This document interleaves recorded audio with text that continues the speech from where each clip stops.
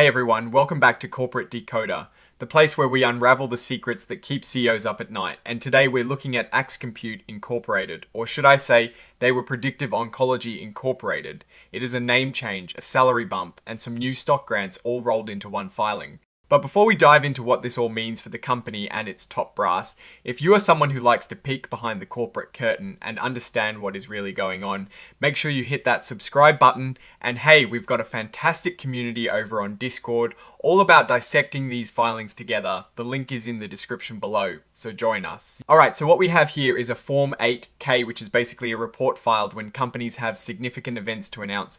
Think of it like a special bulletin from the corporate world, and for Axe Compute, it is all about a change at the very top and some adjustments to their executive compensation. Let's get straight to the meat of it. The big news is an amendment to the employment agreement for Raymond F. Venner, the Chief Executive Officer. This amendment is effective retroactively to the 1st of November, just over a month before this filing. So the CEO's salary is getting a nice boost from $525,000 to $575,000. That is a $50,000 jump, which is a pretty significant increase for any job. Beyond just the base salary, Mr. Venner is also now eligible for an annual target bonus. The target amount is set at 50% of his current base salary, which would be around $287,500 based on the new salary. This bonus is planned to be paid out by the 31st of March of next year, or even earlier if the company's compensation committee decides. Now, here is a crucial detail. If for some reason Mr. Venner's employment ends before the 31st of March, either because the company terminates him without a valid reason or he leaves for what is considered good reason, under the agreement he'll still get a partial bonus for 2025. He'll receive 50% of his annual bonus amount at the time of that termination, and it will be paid out by the 15th of March of next year. This is a pretty common clause to protect executives in case of unexpected changes. And then there are stock units. Mr. Venner is eligible for 20,000 restricted stock units.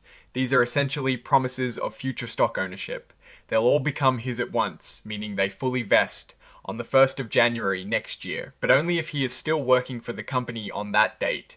This is a way to incentivize leadership to stick around. Now, moving on to another interesting piece of news announced on the 12th of December, just a couple of days after this filing.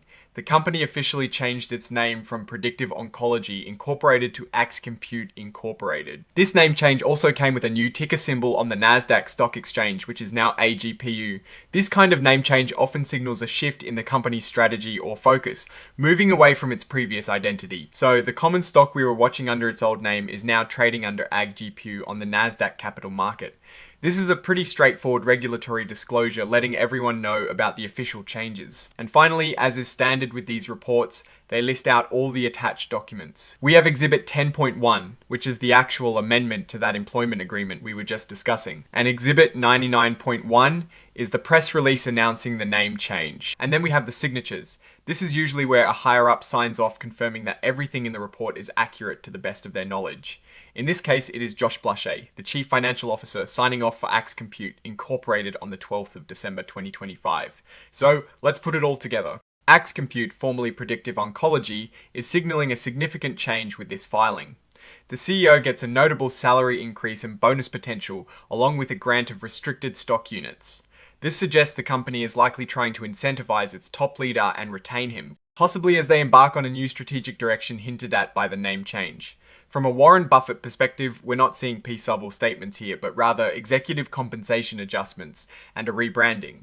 This usually means the company is trying to create a narrative of renewal and stability at the top. The increased salary and bonus structure for the CEO are often indicative of management's confidence in future performance, or at least an attempt to project that confidence. The stock grants are a classic tool to align executive interests with shareholder value, as the CEO's own wealth becomes tied to the company's stock price performance. What are the risks and opportunities here? Well, the opportunity lies in the potential for this new identity, Axe Compute, to unlock new markets or strategies that were perhaps hindered by the previous branding. The risk, however, is that a name change and executive pay raises are just cosmetic if the underlying business operations and financial health don't improve. We'd need to see their actual financial reports like a 10Q or 10K to really assess if Axe Compute is moving in the right direction. For now, this filing is more about corporate governance and leadership incentives than a deep dive into financial performance. In conclusion, this Kay tells us that Axe Compute is solidifying its leadership and its new identity. The CEO is getting compensated well, and there is a clear incentive to perform and stay with the company. But whether this translates into real business success remains to be seen, and will depend on the future operational and financial execution of the company under its new name.